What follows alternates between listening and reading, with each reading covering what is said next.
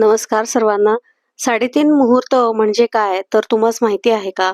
या 3.5 मुहूर्तामध्ये गुढीपाडवा, अक्षय तृतीया, विजयादशमी म्हणजेच दसरा हे 3 मुहूर्त आणि दिवाळीचा पाडवा हा अर्धा मुहूर्त मानला जातो.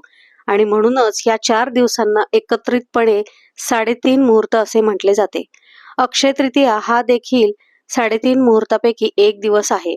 या दिवशी काय करावे, काय करू नये, पूजेचा कोणता मुहूर्त आहे आणि पितरांसाठी काय करावे, पितरांसाठीची सेवा, त्याचप्रमाणे अन्नपूर्णा मातेचे देखील खूप महत्त्व असल्याने या दिवशी अन्नपूर्णा मातेची काय सेवा करावी, अक्षय कलश कसा भरावा, कोणत्या वेळेत पूजा करावी, काय करावे, काय करू नये हे आपण ह्या व्हिडिओमध्ये पाहणार आहोत. तेव्हा व्हिडिओ शेवटपर्यंत पहा. नमस्कार, प्राचीनोदय चॅनलवर सर्वांचे स्वागत.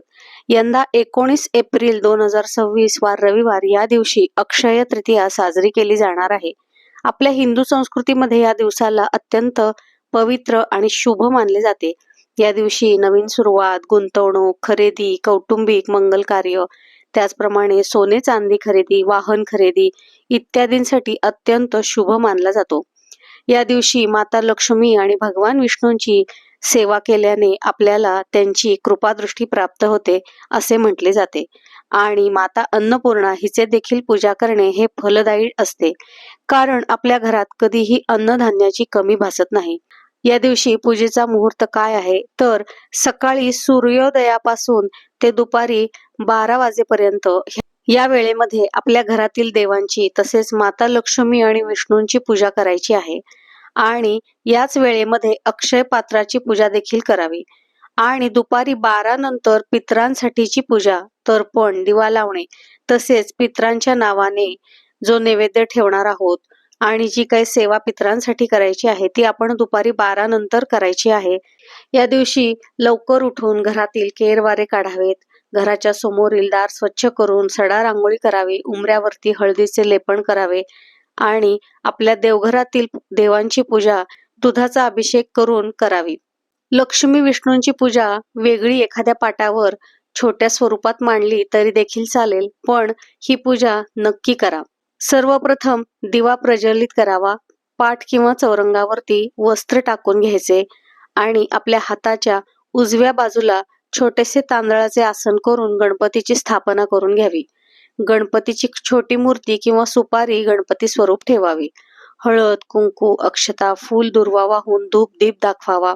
त्यानंतर लक्ष्मी विष्णूंचा फोटो असेल किंवा तुमच्याकडे मूर्ती असेल तर त्यावर देखील आपण अभिषेक करून घ्यायचा आहे. अभिषेक झाल्यानंतर स्वच्छ पुसून आपण त्याच पाटावरती थोडेसे तांदूळ ठेवून त्यावरती ती मूर्ती ठेवावी किंवा फोटो ठेवावा. फोटोला किंवा मूर्तीला अत्तर लावावे. अत्तर कोणतेही चालेल, फक्त ते देवासाठीच असायला हवे. त्यानंतर मूर्तीला किंवा फोटोला हळद कुंकू चंदन लावून घ्यावे. लक्ष्मी मातेला हळद कुंकू आणि भगवान विष्णूंना चंदन लावावे. धूप दीप दाखवावा, फुले किंवा हार घालावा.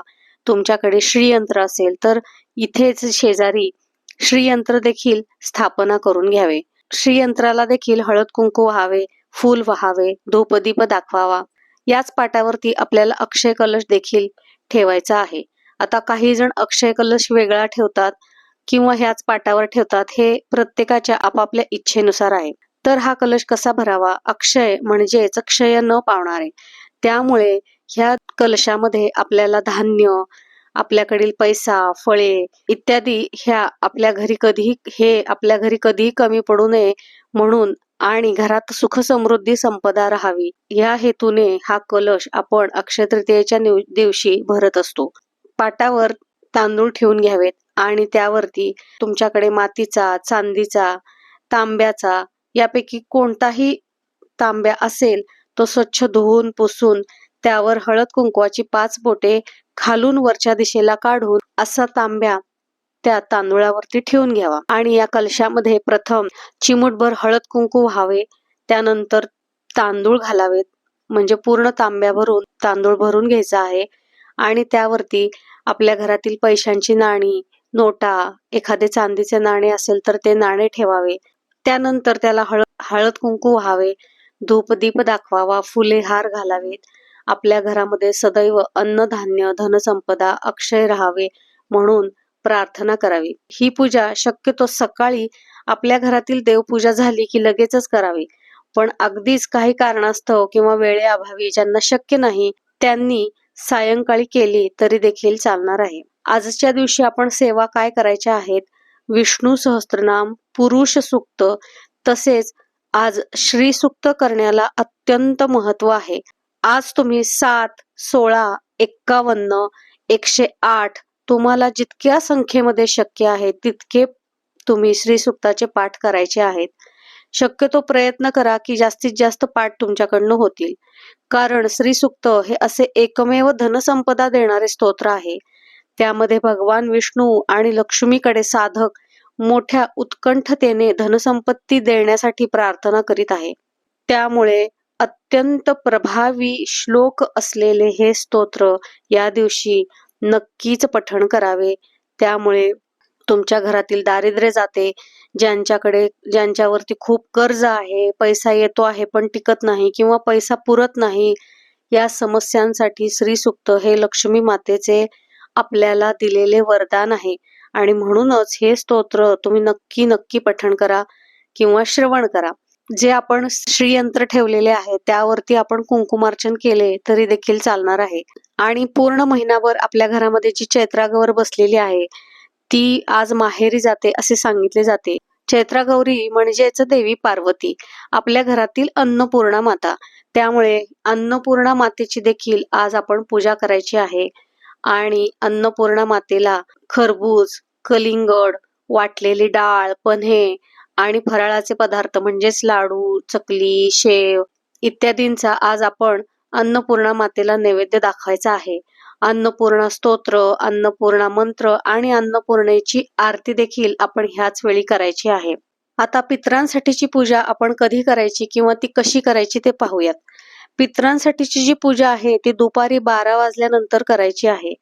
आणि या पूजेमध्ये करा आणि केळीची पूजा केली जाते. तर करा आणि केळी म्हणजेच काय, तर ती मातीची भांडी असतात. म्हणजेच करा म्हणजेच काय, एक छोटा माठ असतो आणि छोटी केळी म्हणजेच आपण संक्रांतीला जे आपण सुगड वापरतो ते म्हणजेच छोटी केळी किंवा त्याच्यामध्ये थोड्याशा मोठ्या आकाराची केळी देखील मिळते, ती म्हणजेच केळी असते. आणि आपण ही पूजा दुपारी 12 वाजता करायची आहे पितरांच्या नावे. तर आता ही पूजा कशी करायची ते आपण पाहूया. ही पूजा दक्षिण दिशेला जिथे जागा असेल तिथे करायची आहे. एखादा पाट किंवा चौरंग ठेवून त्यावरती पांढऱ्या रंगाचा कपडा, शक्यतो नवीन कपडा असावा, कपडा अंथरून घ्यावा. त्यावरती गहू किंवा तांदूळ पसरून घ्यावेत. गहू किंवा तांदूळ दोन्हीपैकी काही एक घेतले तरी देखील चालणार आहे. त्यानंतर हा छोटा माठ ठेवायचा आहे, तो आपण पाणी भरून ठेवायचा आहे. आणि त्यावरती ही छोटी केळी ती देखील आपण पाणी भरून ठेवायचे. आणि या दोन्हीही भांड्यांना वरून खालच्या दिशेने चंदनाचे किंवा अष्टगंधाचे 5 बोटे ओढून घ्यायची आहेत. त्या केळीच्या वरती एक छोटे खरबूज आपण ठेवून घ्यायचे आहे. त्याला आंब्याचा नैवेद्य दाखवायचा आणि पितरांच्या नावे एका पणतीमध्ये तेल वात घालून, साधे कोणतेही तेल घालून आपण दक्षिण दिशेला तोंड करून तो दिवा लावायचा आहे. आजच्या दिवशी आपल्या घरामध्ये जो काही पदार्थ म्हणजेच जे काही आपण स्वयंपाक बनवणार आहोत त्याचा देखील आपण नैवेद्य त्याला दाखवायचा आहे. आणि हे पदार्थ एखाद्या छोट्याशा ताटात ठेवून ते पितरांच्या नावे आपण ते कावळ्याला खाऊ घालायचे आहे.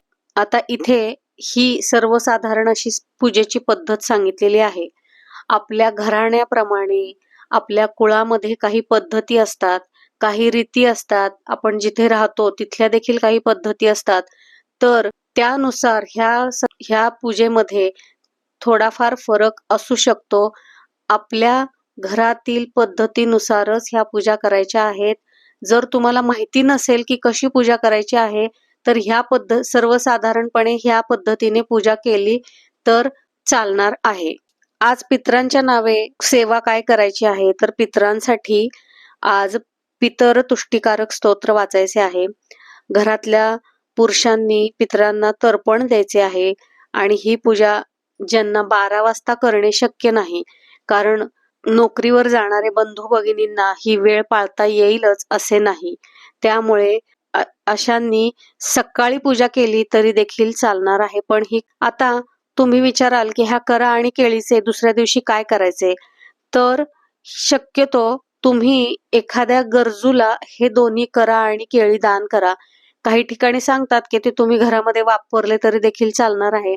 पण आपण ती पितरांच्या नावाने पूजा केलेली असते आणि म्हणूनच शक्यतो हे दोन्हीही करा आणि केळी हे आपण दान करायचे आहे आणि हे लक्षात ठेवा की हे तुम्ही नवीनच आणायचे आहे आणि नवीनच त्याची पूजा करायची आहे आणि त्याच्या खाली ठेवलेले जे गहू असतील, तांदूळ असेल, त्यामध्ये तुम्हाला आणखी काही दान करायची इच्छा असेल, म्हणजेच शिद्याच्या वस्तू दान करायची इच्छा असेल, तर ते देखील आपण देऊ शकतो आणि जर अगदीच कोणी घेणारं नसेल, तर तुम्ही हे करा आणि केळी पाणी भरून अशा ठिकाणी ठेवा की जेणेकरून प्राण्यांना त्यातलं पाणी पिता येईल.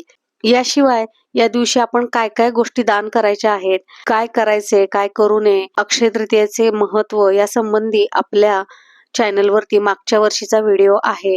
जर कोणाला इच्छा असेल तर तो नक्की पाहावा, ऐकावा. पूर्ण दिवस हा शुभ असल्याने तुम्ही वाहन खरेदी, सोने खरेदी, चांदी खरेदी, कोणत्याही वस्तूची खरेदी तुम्ही दिवसभरात कधीही करू शकता. त्यासाठी कोणताही मुहूर्त नसणार आहे. त्यामुळे पूर्ण दिवस हा शुभच आहे. त्यामुळे कोणत्याही वेळी तुम्ही ती खरेदी करू शकता. अशा पद्धतीने अक्षय तृतीयेचा दिवस आपण सर्वांनी साजरा करायचा आहे. सर्वांना हा दिवस खूप शुभ जावो आणि सर्वांच्या इच्छा पूर्ण हो. सर्वांना अक्षय तृतीयेच्या खूप खूप शुभेच्छा. व्हिडिओ माहिती आवडल्यास व्हिडिओला लाईक करा, शेअर करा, चॅनलला सबस्क्राईब करा आणि व्हिडिओला हाईप करा, जेणेकरून सगळ्यांपर्यंत हा व्हिडिओ पोहोचेल. भेटूया पुढील भागामध्ये नवीन माहितीसह. तोपर्यंत सर्वांना श्री स्वामी समर्थ.